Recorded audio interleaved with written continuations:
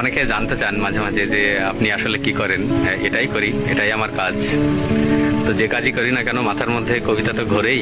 আর কবিতা পড়তে পড়তে কখনো কখনো আমার মনে হয়েছে যে কবিতা আসলে কি, কেন কবিতা। তারপরে সুনীল গঙ্গোপাধ্যায়ের একটা কবিতা যখন পড়লাম, সামনে এলো, পড়লাম, পড়ে মনে হলো কবিতা আসলে আমরা সবাই। আমি, আমরা, এই মাঠ ঘাট, নদী, পুকুর, আকাশ বাতাস, সব কবিতা। যুদ্ধ কবিতা, শান্তি কবিতা, সবকিছু কবিতা।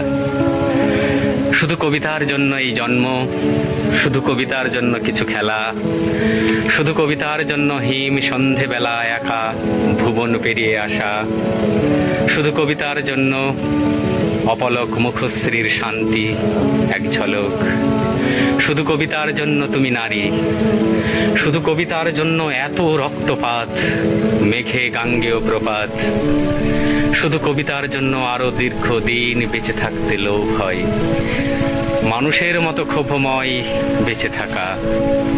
শুধু কবিতার জন্য আমি অমরত্ব তাচ্ছিল্য করেছি।